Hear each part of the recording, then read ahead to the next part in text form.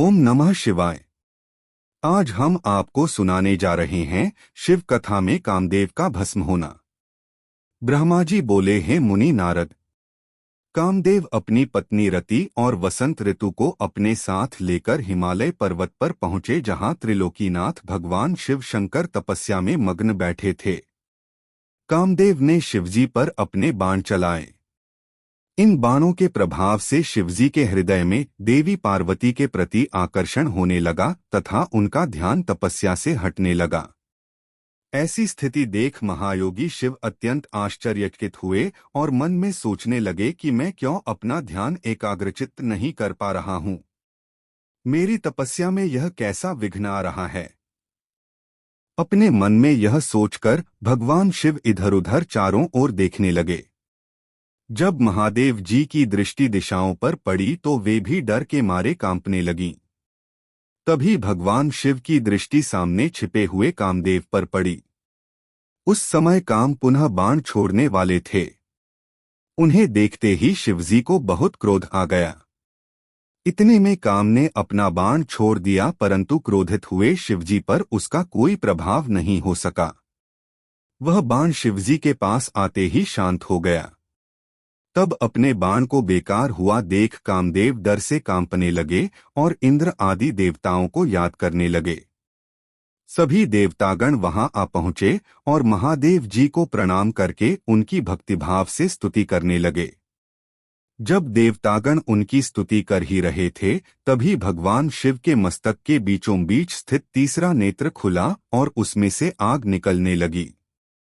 वह आग आकाश में ऊपर उड़ी और अगले ही पल पृथ्वी पर गिर पड़ी। फिर चारों ओर गोले में घूमने लगी। इससे पूर्व कि इंद्रदेव या अन्य देवता भगवान शिव से क्षमा याचना कर पाते, उस आग ने वहां खड़े कामदेव को जलाकर भस्म कर दिया। कामदेव के मर जाने से देवताओं को बड़ी निराशा व दुख हुआ। वे यह देखकर बड़े व्याकुल हो गए कि काम उनकी वजह से ही शिवजी के क्रोध का भागी बना। कामदेव के अग्नि में जलने का दृश्य देखकर वहां उपस्थित देवी पार्वती और उनकी सखियां भी अत्यंत भयभीत हो गईं। उनका शरीर जड़ हो गया, जैसे शरीर का खून सफेद हो गया हो। पार्वती अपनी सखियों के साथ तुरंत अपने घर की ओर चली गईं। कामदेव की पत्नी रति तो मूर्छित होकर गिर पड़ी। मूर्छा टूटने पर वह जोर जोर से विलाप करने लगी, अब मैं क्या करूं? कहाँ जाऊं? देवताओं ने मेरे साथ बहुत बुरा किया, जो मेरे पति को यहाँ भेजकर शिवजी के क्रोध की अग्नि में भस्म करा दिया। हे स्वामी, हे प्राणप्रिय, ये आपको क्या हो गया? इस प्रकार देवी रति रोती बिलखती हुई अपने सिर के बालों को जोरों से नोचने लगी। उनके करुण क्रंदन को सुनकर समस्त चराचर जीव भी अत्यंत दुखी हो गए। तत्पश्चात इंद्र आदि देवता वहां देवी रति को धैर्य देते हुए उन्हें समझाने लगे। देवता बोले, हे देवी, आप अपने पति कामदेव के शरीर की भस्म का थोड़ा सा अंश अपने पास रख लो और अनावश्यक भय से मुक्त हो जाओ। त्रिलोकीनाथ करुणानिधान शिवजी अवश्य ही कामदेव को पुनः जीवित कर देंगे। तब तुम्हें पुनः कामदेव की प्राप्ति हो जाएगी। वैसे भी संसार में सब कुछ पूर्व निश्चित कर्मों के अनुसार ही होता है।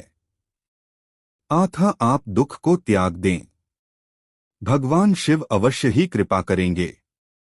इस प्रकार देवी रति को अनेक आश्वासन देकर सभी देवता शिवजी के पास गए और उन्हें प्रणाम करते हुए कहने लगे, हैं भक्तवत्सल, हे त्रिलोकीनाथ, भगवान आप कामदेव के ऊपर किए अपने क्रोध पर पुनः विचार अवश्य करिए। कामदेव यह कार्य अपने लिए नहीं कर रहे थे। इसमें उनका निजी स्वार्थ कतई नहीं था। हे भगवन, हम सभी तारकासुर के सताए हुए थे। उसने हमारा राज्य छीनकर हमें स्वर्ग से निष्कासित कर दिया था। इसलिए तारकासुर का विनाश करने के लिए ही कामदेव ने यह कार्य किया था। आप कृपा करके अपने क्रोध को शांत करें और रोती बिलखती कामदेव की पत्नी रति को समझाने की कृपा करें, उसे सांत्वना दें। अन्यथा हम यही समझेंगे कि आप हम सभी देवताओं और मनुष्यों का संहार करना चाहते हैं। हे प्रभु, कृपा कर रति का शोक दूर करें। तब सदाशिव बोले, हे देवगणों, हे ऋषियों, मेरे क्रोध के कारण मैंने कामदेव को अपने तीसरे नेत्र से भस्म कर दिया है। जो कुछ हो गया है उसको अब बदला नहीं जा सकता, परंतु कामदेव का पुनर्जन्म अवश्य होगा। जब विष्णु भगवान श्री कृष्ण का अवतार लेंगे और रुक्मणी को अपनी पत्नी के रूप में स्वीकारेंगे, तब देवी रुक्मणी के गर्भ से श्री कृष्ण के पुत्र के रूप में कामदेव जन्म लेंगे। उस समय कामदेव प्रद्युम्न नाम से जाने जाएंगे। प्रद्युम्न के जन्म के तुरंत बाद ही शंबर नाम का असुर उसका अपहरण कर लेगा और उसे समुद्र में फेंक देगा। रति, तब तक तुम्हें शंबर के नगर में ही निवास करना होगा। वहीं पर तुम्हें अपने पति कामदेव की प्रद्युम्न के रूप में प्राप्ति होगी। वहीं पर प्रद्युम्न के द्वारा शंबरासुर का वध होगा। भगवान शिव की बात सुनकर देवताओं ने प्रसन्नतापूर्वक उन्हें प्रणाम किया और बोले, हे देवाधिदेव महादेव, करुणानिधान, आप कामदेव को जीवन दान दें और कामदेव के पुनर्जन्म तक देवी रति के प्राणों की रक्षा करें। देवताओं की यह बात सुनकर करुणानिधान भगवान शिव ने कहा कि मैं कामदेव को अवश्य ही जीवित कर दूंगा। वह मेरा गण होकर आनंदपूर्वक जीवन व्यतीत करेगा। अब तुम सब निश्चिंत होकर अपने अपने धाम को जाओ। ऐसा कहकर महादेव जी भी वहां से अंतर्धान हो गए। उनके कहे वचनों से देवताओं की सभी शंकाएं दूर हो गईं। तत्पश्चात देवताओं ने कामदेव की पत्नी रति को अनेकों आश्वासन दिए और फिर अपने धाम को चले गए। देवी रति भी शिव आज्ञा के अनुसार शंबर नगर को चली गई और वहां पहुंचकर अपने प्रियतम के प्रकट होने की प्रतीक्षा करने लगीं।